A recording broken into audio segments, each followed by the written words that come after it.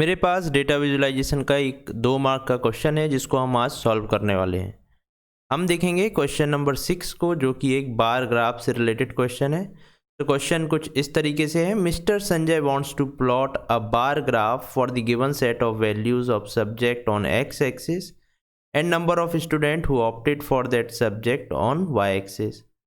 Complete the code to perform the following. तो यहाँ पर हमको एक कोड दिया है और 2 क्वेश्चंस दिए हैं जिसको हमको सॉल्व करना है, मतलब फिल इन दी ब्लैंक में यहाँ पर कोड लिखना है। ये 2 मार्क का क्वेश्चन है, हर एक लाइन के लिए आपको 1 मार्क मिलेगा। तो मिस्टर संजय है वो एक बार ग्राफ बनाना चाहते हैं। तो x और y यहाँ पर वैल्यूज़ दी हैं। x एक्सिस पर सब्जेक्ट दिए हुए हैं और y एक्सिस पर number of student who opted for that subject. जैसे हिंदी 10 लोगों ने लिया हुआ है, इंग्लिश 20 लोगों ने लिया हुआ है, साइंस 30 स्टूडेंट्स ने लिया है और SST 40 स्टूडेंट्स ने लिया है। अब complete the code to perform the following. Statement 1 और स्टेटमेंट 2 में हमें क्या करना है वो हमको यहाँ पर दिया हुआ है। स्टेटमेंट 1 में हमको लिखना है to plot the bar graph in the statement 1। तो यहाँ पर हमें एक लाइन लिखना है, कोड लिखना है जो बार ग्राफ बनाएगा। तो इसको हम प्रैक्टिकली करके देखेंगे और साथ ही में देखेंगे कि स्टेटमेंट 1 और 2 में क्या आएगा। तो मैंने यहाँ पर इस कोड को लिख लिया है और यहाँ पर 2 फिल इन दी ब्लैंक्स भी लाइन लिख ली है, लाइन बना ली है जिसमें हम कोड लिखेंगे। अब यहाँ पर सबसे फर्स्ट लाइन है import matplotlib dot pyplot S PLT। तो यहाँ पर पाईप्लॉट को, जो कि मैटप्लॉटलिब में है, इंपोर्ट किया है, जिसके थ्रू हम बार ग्राफ बनाएंगे। अब सबसे पहली चीज़ जो आपको आना चाहिए वो है कि बार ग्राफ कैसे बनता है। बार ग्राफ बनता है बार फंक्शन से और हॉरिजॉन्टल बार ग्राफ बनता है बार h फंक्शन से। तो यहाँ पर नॉर्मल बार चार्ट बनाने बोला है, बार ग्राफ बनाने, तो बार फंक्शन से बनेगा। बार फंक्शन हमारा होता है पाईप्लॉट में। सो PLT डॉट बार से हम यहाँ पर बार ग्राफ बनाएंगे। क्वेश्चन में है to plot the bar graph in statement 1। तो ये स्टेटमेंट 1 है, फिल इन दी ब्लैंक हम कर रहे हैं, तो ये लिख दिया। अब इसके अंदर x एक्सिस और y एक्सिस हमें 2 वैल्यूज़ देना पड़ेंगी। x एक्सिस पर रहेंगे सब्जेक्ट्स, जो कि एक लिस्ट के फॉर्म में यहाँ दिए हुए हैं, और y एक्सिस पर number of student who opted that subject, वो भी एक लिस्ट के फॉर्म में दिए हुए हैं। तो ये लाइन मेरी बार चार्ट को ड्रॉ कर देगी।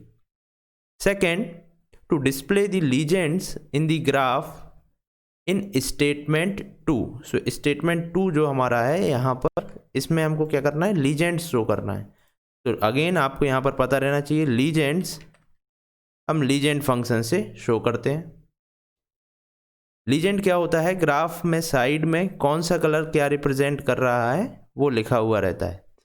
अगेन ये भी पाई प्लॉट में होता है, सो हम इसको PLT डॉट लीजेंड से कॉल करेंगे। एक बात और आपको आनी चाहिए कि लीजेंड जो है वो कब शो होते हैं, जब हम बार ग्राफ में या फिर जो भी आप ग्राफ बना रहे हैं उसमें कोई ना कोई लेबल देते हैं। तो यहाँ पर हमें लेबल देना पड़ेगा।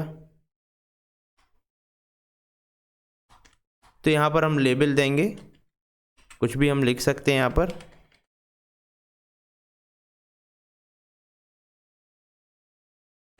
यहाँ पर हम इसको यहाँ पर subject student, subject dash student लिख देते हैं।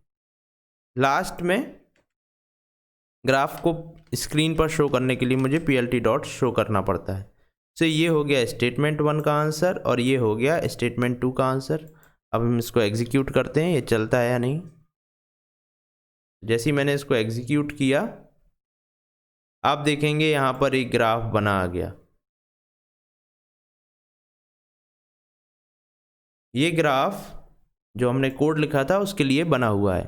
यहाँ पर x एक्सिस पर हिंदी, इंग्लिश, साइंस और SST है, हिंदी, इंग्लिश, साइंस, SST है, और y एक्सिस पर 10, 20, 30, 40 स्टूडेंट्स हैं। हिंदी में 10 स्टूडेंट हैं, इंग्लिश में 20, साइंस में 30 और SST में 40 स्टूडेंट हैं। साथ ही में ये जो आपको दिख रहा है, ये लाइन नंबर 2 से आया है, जो कि लीजेंड कहलाता है।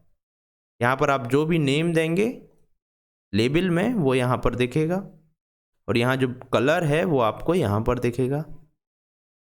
यहाँ पर बार ग्राफ बना plt.bar से और लीजेंड आया plt.legend से। तो इस तरीके से यहाँ पर आपको 2 मार्क्स मिल जाएंगे और ये स्टेटमेंट 1 और स्टेटमेंट 2 के आंसर्स भी हो जाएंगे। आई होप आपको ये क्वेश्चन का आंसर समझ आया होगा। यदि कोई डाउट है आपको तो आप कमेंट सेक्शन में पूछ सकते हैं। Thank you.